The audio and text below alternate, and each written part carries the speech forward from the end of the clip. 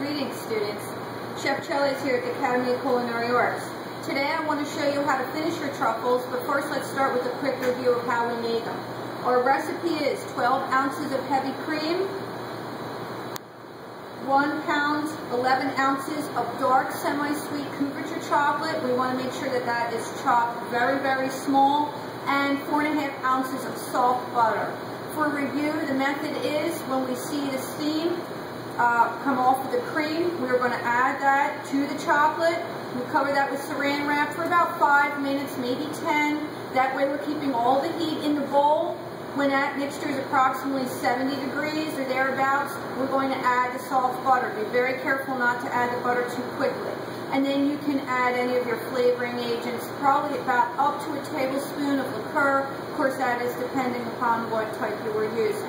After you have your mixture, then what we do is we spread that out into a half sheet pan that has been prepped with some type of saran wrap or parchment.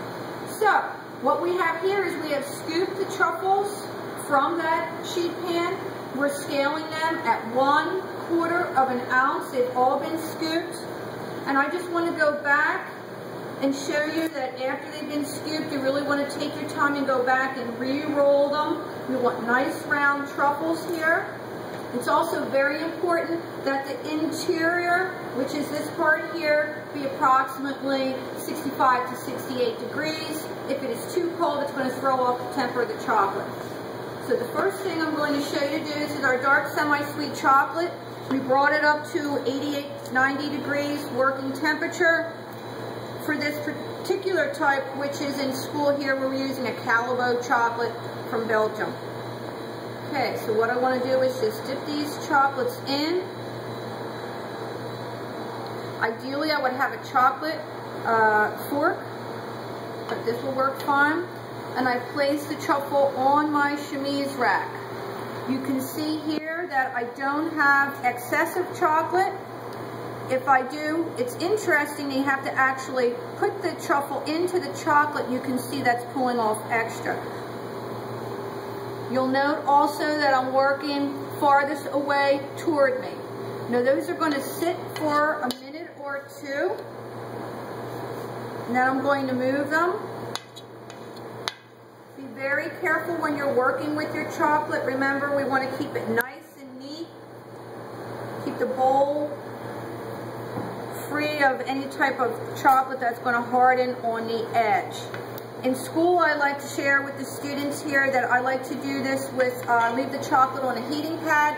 That way the chocolate is always going to be nice and cozy, so to speak. Then I take my fork and I'm going to move it down the chemising rack very carefully. And you'll note here that what I'm trying to do is get that spiked appearance on the truffle. This is an interesting technique because if you work the little truffle down the chemising rack too quickly, too much of the chocolate will come off and then you'll be exposing the interior, which is not correct. Conversely, if you do not do that, then what will happen is the truffle would adhere to the chemising rack. So you really have to do 2 or 3 at a time and then go back and roll. So that is a spiked finish. The other one is a hand-finished truffle, which I actually prefer. Again, I take a little bit of chocolate in my hand, spin it, and place it, always working farthest away toward me. Make sure you drop it nice and neatly. You don't want to get too much chocolate. And again, you're always maintaining your temper. So these chocolates will have a nice little swerved effect on that. Ideally, or I should say classically, truffles are finished with cocoa powder. Some chefs will add cocoa powder and blend a little bit of confectioner sugar, and that is to give the example of savory truffle. Okay, truffles, good luck.